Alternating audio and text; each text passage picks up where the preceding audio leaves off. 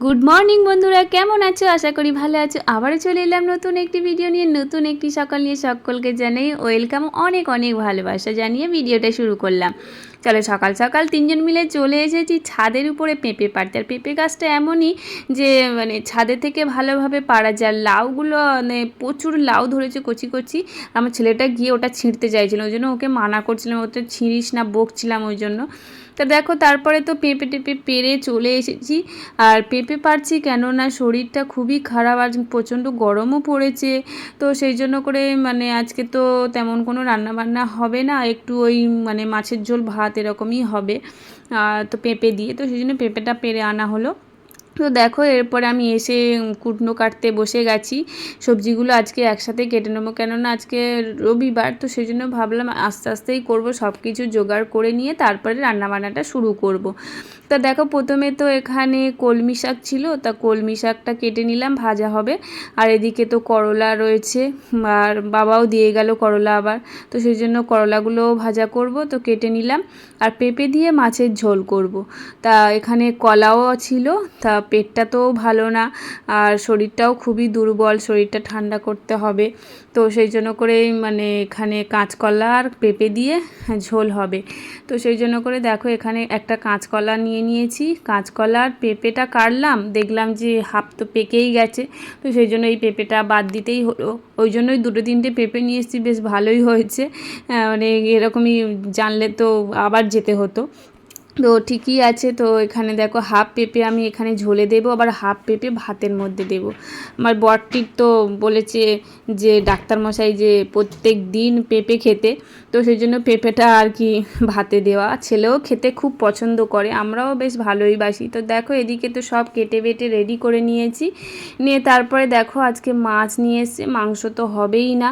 তো এখানে দেখো, শিং মাছ নিয়ে এসেছে, দুটো বড় বড় শিং মাছ নিয়েছে, আর একটা ছোটো মতো মাছ রয়েছে। শিং মাছ না, এটা মাগুর মাছ, মানে আমি চিনি না শিং মাগুর, মানে একই রকম দেখতে, তো ওই জন্য বুঝতেই পারি না কোনটা শিং মাগুর। তো যাই হোক, এখানে মাছগুলো তো বের করে নিলাম। তারপরে এখানে শাক ভাজাটা বসিয়ে দিয়েছি।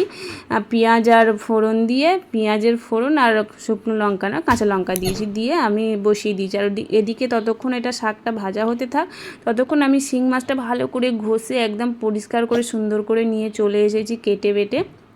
দেখো, এদিকে আমার কাটা মাছটা রেডি, আর এদিকে এবার আমি আমার এদিকে ভাজাভুজিটাও পুরো কমপ্লিট হয়ে গেছে সবগুলো। আর এরপরে আমি এবারে ঝোলটা বসাবো।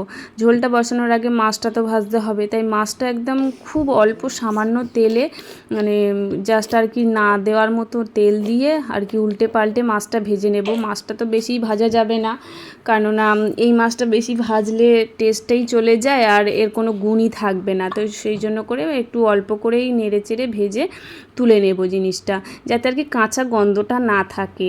তো দেখো, তারপরে আমি ঝোলটা বসানোর জন্য এখানে ফোড়ন দিয়ে দিয়েছিলাম, দিয়ে তারপর আলুগুলো দিয়ে দিলাম। আলুগুলো ভাজতে বসিয়ে দিয়েছি, দিয়ে তারপরে একটু হালকা করে ভেজে নেব আলুটা। নেওয়ার পরে তারপরে এখানে টমেটো দিয়েছিলাম, দিয়ে তারপরে আলুটা ভাজা হয়ে গেলে তারপরে আর সবজিগুলো দেব। আর তারপরে এদিকে আমি কলা আর হচ্ছে পেঁপেটা যেটা কাটা ছিল সেটা আমি এবার এর মধ্যে দিয়ে এবার ভালো করে নাড়িয়ে চাড়িয়ে, খুব বেশি কষাবো না, দিয়ে তারপরে আমি নুন হলুদ যা দেওয়া হয় মশলা দিয়ে এবার এটাকে আমি জল দিয়ে ভালো করে রেখে দেবো, কাঁচা লঙ্কা দিয়ে কিছুটা দিয়ে চাপা দিয়ে ঢাকনা দিয়ে রেখে দেবো। দেওয়ার পর এটা যখন ফুটে উঠবে সঙ্গে সঙ্গে আমি মাছগুলো দিয়ে দেবো, কেননা এই মাছটা একটু সিদ্ধ হতে টাইম লাগে। তো সেই জন্য করে মাছটা আমি অনেকটা আগেই দিয়ে দেব। দিয়ে আবারও আমি ভালো করে একটু নাড়িয়ে চাড়িয়ে নিয়ে তারপর এটাকে ঢাকনা দিয়ে আবারও কিছুক্ষণ রেখে দেব। দিয়ে ততক্ষণ আমি এখানে জিরেটাও বেটে নেব, কারণ এই মাছের ঝোলটা একটু জিরে বাটা না দিলে তো ভালোই লাগবে না।